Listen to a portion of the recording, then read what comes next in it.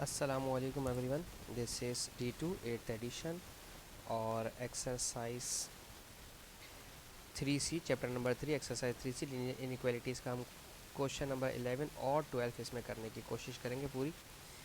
देखें, इसमें सिर्फ इतना लिखा हुआ है, solve each of the following qualities. अगर कोई टीचर इसमें कहता है कि नंबर लाइन बनाएं, देखें अगर नंबर लाइन के अंदर वो रिप्रेजेंट कहता है रिप्रेजेंट ऑन नंबर लाइन तो होता है इशू, वरना अदरवाइज़ इतना ज़्यादा ज़रूरी नहीं है। ठीक है, अगर हम ऑप्शन नंबर ए की बात करते हैं, इसमें लिखा हुआ है a/4 + 3 is less than or equals to 4 and 4 is less than equals to a/4 + 6। ठीक है, तो अब इन दोनों कंडीशंस को कैसे सॉल्व करेंगे, इसे अलग सॉल्व करें इस तरह से, और इस 4 को इसके साथ अलग सॉल्व करें। मैं आपको कर लिख के बता देता हूँ।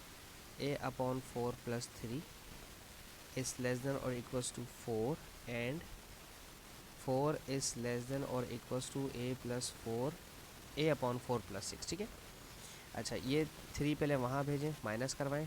4 जो है डिवाइड नहीं हो सकता अभी, वहाँ जा कर के मल्टीप्लाई नहीं हो सकता। ठीक है, 4 - 3 1 हो जाएगा, ये 1। अब ये 4 जो डिवाइड हो रहा है यहाँ से वहाँ जाकर मल्टीप्लाई करवा सकते हैं। ठीक है, कुछ स्टूडेंट्स पहले मल्टीप्लाई करवाते हैं, कुछ स्टूडेंट का ख्याल होता है कि 3 को पहले ना भेजें, इसको वहाँ भेज के मल्टीप्लाई करो। ये रॉन्ग हो जाएगा कॉन्सेप्ट। ठीक है, क्योंकि यहाँ से सिंगल फ्रैक्शन होना ज़रूरी है, तब जाकर डिनोमिनेटर वहाँ शिफ्ट होता है।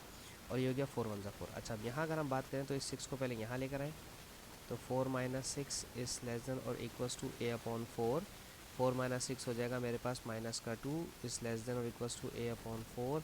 इसे यहाँ बेच के मल्टीप्लाई करवाएं, 4 2 ज़ा 8 is less than equals to a। ठीक है, तो हमारे पास अगर इस कंडीशन को देखें तो यहाँ लिखा हुआ है a इज़ लेस देन 4 और यहाँ लिखा हुआ है a इज़ ग्रेटर देन। अब आप बोलोगे सर ये तो लेस देन है, तो सर ऐसे कर लो ना, इसको शिफ्ट करोगे तो ये ऐसे हो जाएगा a इज़ ग्रेटर देन -8, तो -8 से बड़ा है और 4 से छोटा, यानी कि -8 से लेकर 4 तक के सारे आंसर आप एक्सेप्टेड हैं हमारे। ठीक है, ये ऑप्शन नंबर है। अब बी देखते हैं इसका। ऑप्शन बी में कहते हैं b/3 is greater then b/2 + 1, और यही condition b/2 + 1 is greater than और इक्वल्स टू b - 1। ठीक है, अच्छा अभी पहले यहाँ पर इस तरफ एलसीएम ले लें। ठीक है, एलसीएम लेंगे मैं, क्योंकि लेफ़्ट हैंड साइड पर भी मेरे पास फ्रैक्शन अवेलेबल है। ठीक है, अगर मैं इसका एलसीएम लेता हूँ तो इसका एलसीएम तो 2 ही आएगा, और b और प्लस ये वाला 2 इस 1 से मल्टीप्लाई हो जाएगा, 2 1 ज़ा 2 हो जाएगा। ठीक है, अभी हमें करना है क्रॉस मल्टीप्लाई, इस 2 को यहाँ ला के मल्टीप्लाई करना और 3 को वहाँ ले जाके मल्टीप्लाई करवाएं। 2 मल्टीप्लाई होगा इस b से और 3 मल्टीप्लाई होगा इस b + 2 से। ठीक है, तो 2b इज़ ग्रेटर देन और इक्वल्स टू 3b + 3 2 ज़ा 6। ठीक है, अच्छा अब इस b को वहाँ भेजें 3b को, तो 2b - 3b is greater than और इक्वल्स टू 6, और ये हो गया माइनस का b इज़ ग्रेटर देन और equals to 6।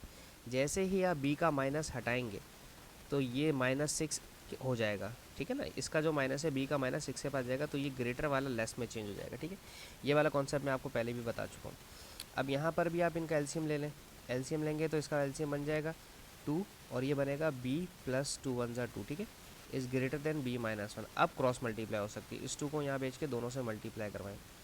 b + 2 is greater than और इक्वल्स टू 2 मल्टीप्लाई होगा b - 1 दोनों से। ठीक है, तो ये तो बन जाएगा 2b ज़ा 2b - 2 1 ज़ा 2, और यहाँ पर b + 2। ठीक है, b लेफ्ट हैंड पे ले जाएं और 2 कांस्टेंट जो है राइट हैंड साइड पे ले जाएं। 2b यहाँ आकर नेगेटिव हो जाएगा और +2 वहाँ जाकर -2 हो जाएगा। 2b में से b गया तो माइनस का b बचा, इज़ ग्रेटर देन -4। जैसे ही माइनस को माइनस से काटा आपने तो ग्रेटर वाला लेस देन में चेंज हो जाएगा। ठीक है, तो यहाँ पर कंडीशन हमारे पास आ रही है कि b इज़ लेस देन -6 और b is less than equals to 4। दो कंडीशंस आपके पास ऐसी आ गई हैं। अब यहाँ पर दोनों लेस देन वाली आ गई हैं। ठीक है, -6 से भी पीछे रहना है और 4 से भी पीछे रहना है हमें। तो हो जाता है कभी कभार ऐसी कंडीशन आती है कि दोनों जो है, लेकिन फिर भी हम जो आंसर लेंगे वो हम ये वाला एक्सेप्ट करेंगे। उसकी वजह मैं आपको बता देता हूँ। देखें, जैसे लेट सपोज अगर मेरे पास 4 पॉजिटिव का यहाँ लिखा हुआ है और 6 मेरे पास नेगेटिव का यहाँ लिखा हुआ है। ठीक है, तो अकॉर्डिंग टू द कंडीशन मेरे पास -6 से पीछे वाले वैल्यूज़ लेनी है और +4 से भी पीछे वाली वैल्यूज़ मुझे लेनी है। ठीक है, तो अगर दोनों जो मैच करेंगे हमारे पास वो यहाँ से मैच कर रहे हैं। ठीक है, ये दोनों एरोस, तो हम -6 से पीछे वाली वैल्यू -7 -8 -9 -10 ये वाली वैल्यू लेंगे। ठीक है, क्योंकि वो 4 और -6 दोनों से कंबाइंडली तौर पर जो है नीचे को आ जाएगा, वैल्यू कम हो जाएगी, ठीक है ना। अच्छा, ऑप्शन बी के बाद अब हम देखते हैं ऑप्शन सी। वैसे ये इतना डेप में जाने की ज़रूरत नहीं, नंबर लाइन उसने बनाने को बोली ही नहीं है तो फिर हमने बताना भी नहीं है, ठीक है ना। अच्छा, ऑप्शन नंबर सी। सी में कहते हैं 2 into 1 - c is greater than only c-1 और greater than equals to c-2 upon whole 7 whole upon 7, ठीक है ना। चलो अब एक काम करते हैं, इस ब्रैकेट को ओपन कर देते हैं, ठीक है। 2 1 ज़ा 2 -2 c ज़ा 2c greater than only c-1 और c-1 इज़ ग्रेटर देन और equals to c-2 whole divided by 7, ठीक है। यहाँ से c को वहाँ लेके जाएँ, 2 को वहाँ लेके जाएँ, -2c और -c इज़ ग्रेटर देन -1 -2, ये हो गया माइनस का 3c is greater then minus का 3, ये 3 से कट जाएगा, कोई चेंजेस नहीं होंगे। जैसे ही ये माइनस इस माइनस से कटेगा, ग्रेटर वाला लेस में चेंज हो जाएगा और 3 1 ज़ा 3 होगा, ठीक है।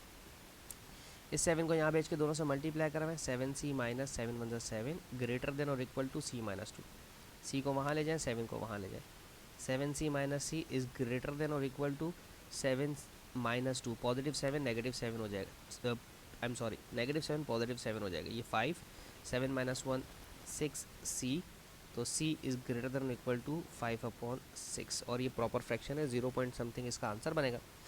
लेकिन बहरहाल हमें देखना क्या है, लेस देन 1 और 1 से छोटा और ग्रेटर देन 0 पॉइंट समथिंग, जो भी इसका आंसर है। नंबर लाइन पूछी नहीं है तो हम इसको किस तरह से लिख सकते हैं, 1 से छोटा और उससे बड़ा है, ठीक है। 5/6 छोटा है c से और c खुद छोटा है 1 से, ठीक है।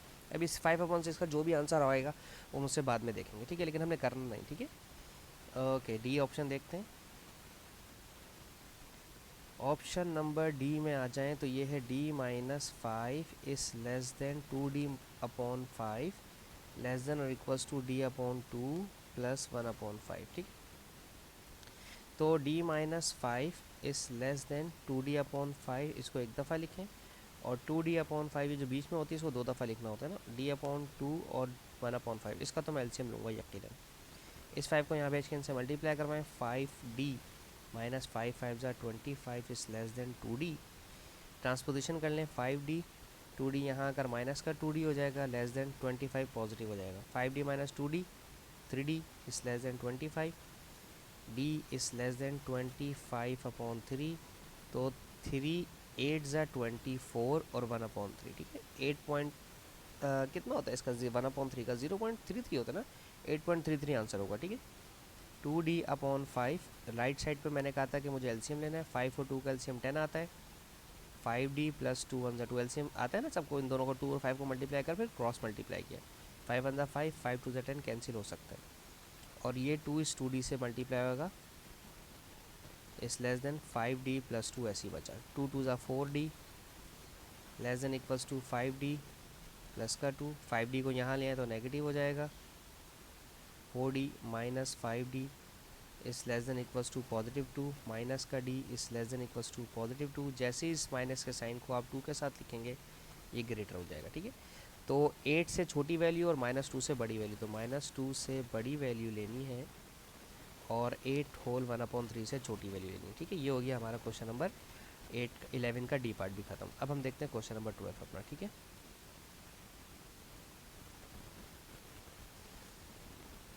ओके, क्वेश्चन नंबर 12 में कहते हैं वसीम एंड जॉयस इंटेंड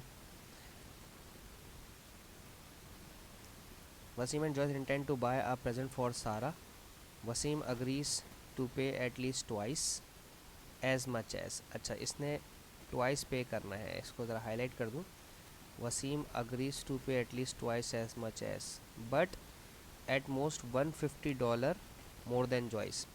या तो वो दो कंडीशन है, डबल पैसे देगा बस जॉयस के मुकाबले में, या फिर वो 150 देगा जॉयस के मुकाबले में ज़्यादा।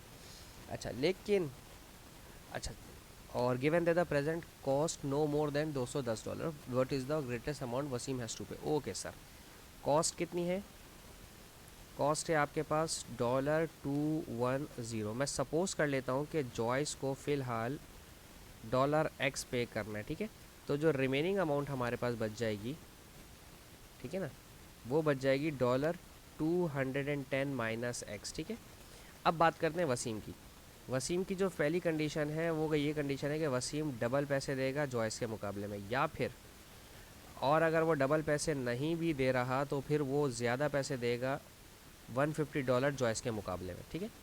अब दो कंडीशन बनती हैं, अगर कम से कम भी पैसे देता है तो वो हो जाएंगे डबल, किसके मुकाबले में, जॉयस के मुकाबले में। और जॉयस कितने दे रहा है, जॉयस दे रहा है $X।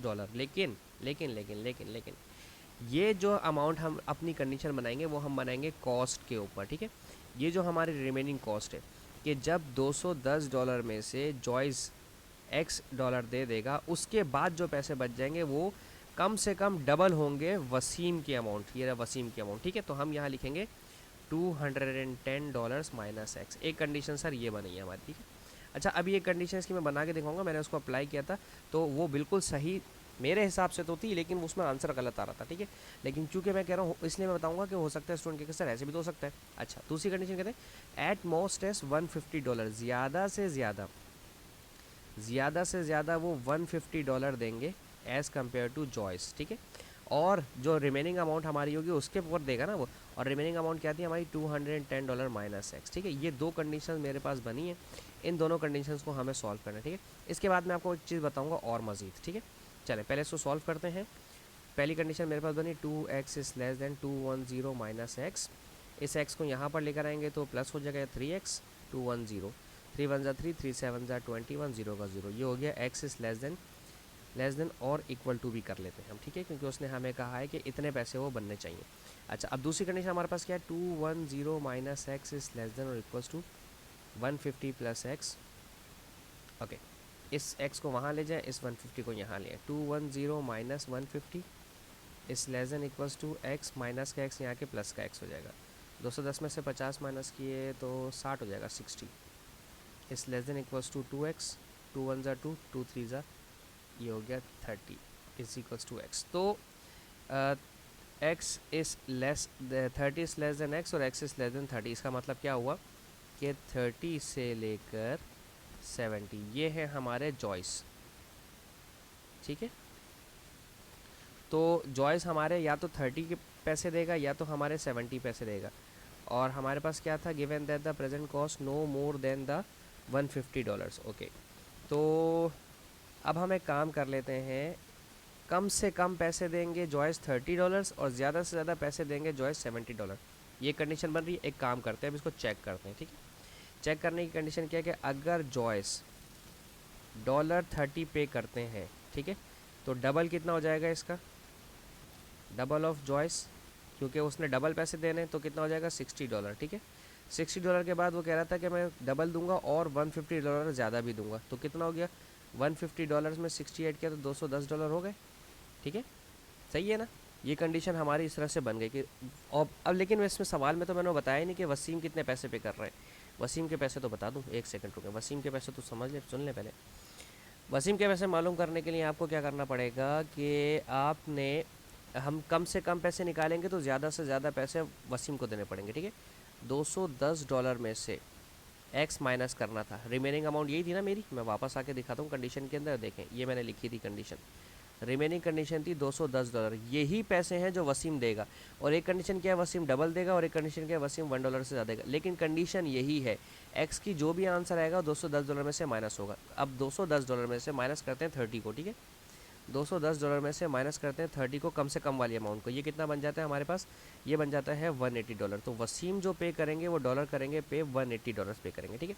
अच्छा, अब एक चीज़ देखें, $30 का मल्टीप्लाई कर दें 2 से, ही कितना हो गया, $60, ठीक है। और इसमें 150 ऐड करवा दें, जो वो एक्स्ट्रा देगा ना, उसने कहा था मैं डबल दूंगा और $150 ज़्यादा दूंगा, कम से कम होगा कि डबल, और ज़्यादा से ज़्यादा होगा 150 तक दे सकता हूँ। इन्हें प्लस करें आप तो $210 बन जाता है, सही है। तो बस यही थे हमारे पास 11 और 12 क्वेश्चन। इसके साथ ही मेरी वीडियो खत्म होती है। होप सो आपको समझाने में कामयाब रहा हूँ। क्वेश्चन नंबर 12 काफ़ी टेक्निकल था। Thank you so much for watching my channel. अल्लाह हाफिज़।